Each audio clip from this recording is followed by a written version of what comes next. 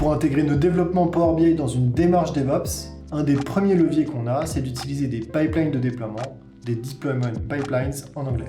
Ils vont permettre de gérer le cycle de vie de nos contenus Power BI, mais aussi de Fabric, en automatisant l'intégration des changements qu'on a fait dans les différents environnements de travail qu'on a, comme c'est typiquement le cas entre les espaces de développement, de pré-production et de production.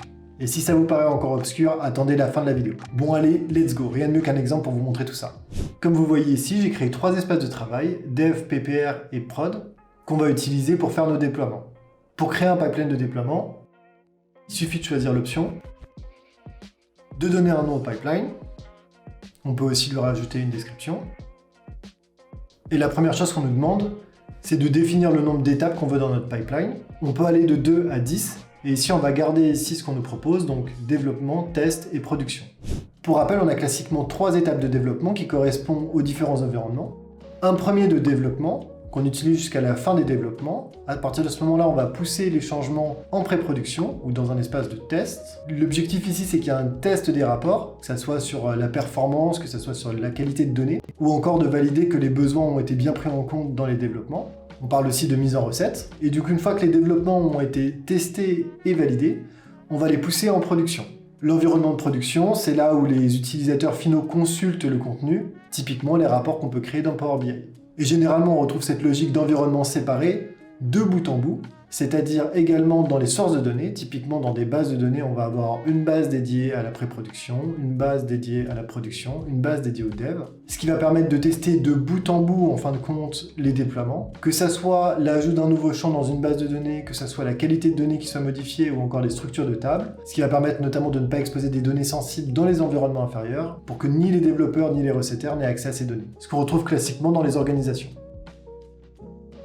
Et la première chose qu'on remarque, c'est que Power BI nous dit « Nous n'avons trouvé aucun espace de travail à affecter ». Et c'est normal. Pour pouvoir affecter et assigner un espace de travail à une étape de notre pipeline de déploiement, il faut que l'espace de travail soit hébergé soit dans une capacité Power BI Premium, soit dans une capacité Fabric. Donc ce qu'on va faire ici, c'est retourner au niveau des paramètres de nos espaces de travail. Et dans le menu Premium, on voit ici qu'on peut choisir le modèle de licence qui va être lié à notre espace de travail, et je vais choisir Premium par utilisateur. On voit à présent à côté de mon espace de travail qu'il y a un petit diamant, ce qui permet de savoir qu'il est hébergé dans une capacité Premium. Et on fait la même chose pour la pré-prod et la prod.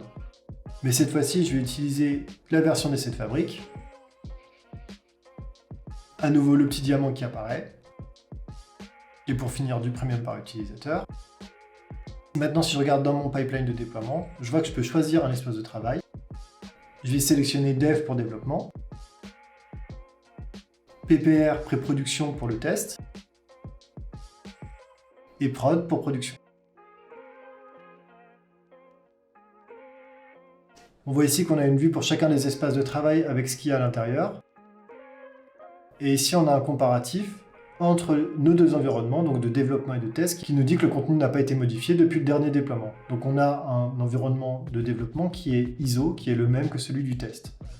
Et pareil entre test et production. À présent, on va reprendre le cycle de vie de développement d'un rapport classique. J'ai fini de développer mon rapport sur Power BI Desktop. Je vais le pousser sur Power BI Service. Et je vais le pousser dans l'espace de développement. Et j'en profite pour vous rappeler de liker la vidéo et de vous abonner si ce n'est pas déjà fait. Voir vos réactions, c'est la meilleure manière pour moi pour me rendre compte si un contenu vous a été utile ou non et si vous a plu. Bon, ceci dit, on y retourne.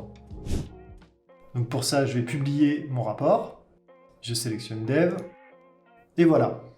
À présent, si je regarde dans mon pipeline de déploiement, je me rends compte que dans mon espace de Dev, j'ai un jeu de données et un rapport. Si je clique sur Afficher plus, je peux les voir et notamment avoir accès à certaines options directement. Et ici, on nous prévient que le contenu a été modifié depuis le dernier déploiement, donc mon environnement de pré-production n'est plus le reflet de mon environnement de déploiement. Et c'est là où les pipelines de déploiement prennent tout leur sens. En cliquant sur Déployer, je vois ici que j'ai 2 nouveaux éléments, Deployment Pipeline Demo, un jeu de données et un rapport. Je peux rajouter une note pour dire que j'ai mis à jour le rapport Deployment Pipeline Demo. Et il ne me reste plus qu'à déployer. Et là, on voit que notre contenu est en train d'être copié dans l'espace de travail de pré-production. Et après quelques secondes, on voit que le déploiement a été effectué. Ici, on a une date de déploiement avec 1 heure. Et si je regarde ici dans mon historique de déploiement, je vois bien que déployer vers test, l'heure, par qui, le nombre d'éléments qui sont impactés, et je retrouve ici bien ma note. À présent, dans la vie réelle, on aurait un test de nos rapports, disons qu'ils ont été validés, et donc il ne reste plus qu'à le déployer en production. Voilà, c'est terminé. Tout à l'heure, on en parlait. Dans mon cas, j'ai en réalité 3 sources de données. J'ai une source de données de dev, une source de données de pré-production et une de production. Le souci, c'est que là, en faisant mon déploiement, j'ai en fait déployé la même source de données dans tous mes environnements. J'avais initialement développé mon rapport Power BI en étant connecté à la source dev, en l'occurrence une base Azure SQL. Donc on va avoir dans les rapports qu'on a déployés dans les différents environnements de pré-production et de production, des données qui viennent du développement. On n'utilise que les données de la base Azure SQL de développement, et ça, c'est pas ce qu'on veut. On veut que les rapports de chaque espace de travail, donc de chaque environnement, reflètent ce qu'on a dans les sources de données. Et là, c'est pas le cas. Ce que ça va nous demander, c'est de rajouter une règle disant qu'à chaque fois que je déploie en pré-production, je veux que ma source change du dev à la pré-production, et qu'à chaque fois que je publie en production, ma source passe de la pré-production à la production.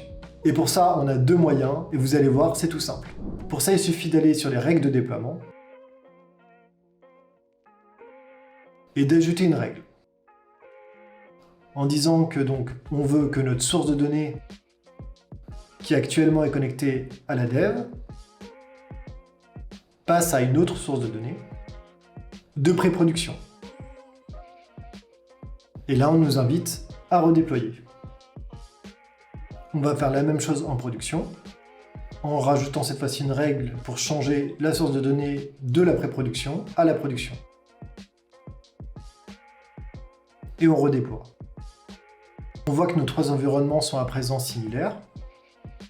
Si je vais dans mon espace de travail, regarder en dev, je trouve donc bien le rapport et le dataset que j'ai publié il y a quelques minutes,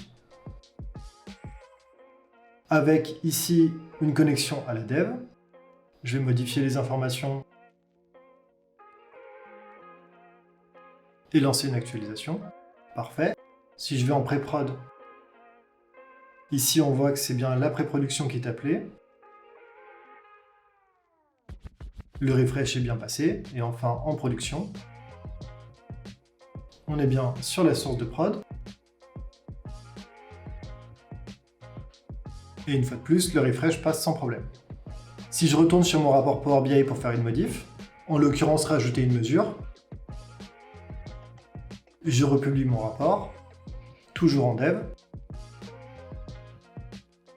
Et dans mon pipeline de déploiement, à nouveau, on me dit que j'ai fait des modifications en dev qui n'ont pas été appliquées en test, et je peux tout redéployer. Si je retourne dans mon espace de travail, par exemple de production, et que je lance un refresh, il est passé, et dans mes paramètres, je vois ici que je suis toujours connecté à la production. Donc le changement de source s'est bien effectué. Utiliser les règles est la première méthode pour pouvoir changer dynamiquement les sources de données entre les différentes étapes de nos déploiements. La seconde, c'est d'utiliser des paramètres dans Power Query. Ici, j'ai un autre rapport Power BI dans lequel j'ai créé un paramètre. Ce paramètre s'appelle param SQL source de type texte avec une liste de valeurs qui contient en fait les 3 endpoints, les 3 URL de mes différentes sources de données. Et ici, dans ma source, j'ai variabilisé le chemin d'accès en me basant sur ce paramètre.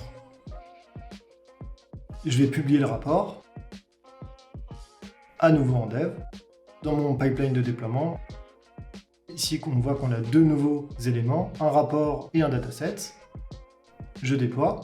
Et donc à présent, on va indiquer à Power BI que lorsqu'il va déployer en test cet élément paramètre, on veut qu'il change la source de données en la remplaçant par celle de la pré-prod. On pourrait utiliser à nouveau ici le même bouton que tout à l'heure et sélectionner notre dataset. On peut le faire aussi par ici. On va ajouter donc une règle, cette fois-ci de paramètres. On sélectionne notre paramètre. On voit qu'ici c'est notre endpoint de dev. On va le remplacer par celui de la pré-prod. Je mets enregistrer. Et donc à présent, comme tout à l'heure, lorsque je vais faire mes déploiements en pré-production, automatiquement ma source changera pour celle de la pré-production. Voilà, la vidéo arrive déjà à sa fin. Plein d'autres contenus sur le DevOps, Power BI et Fabric arrivent. Je vous dis à très vite sur Dataseito. Ciao!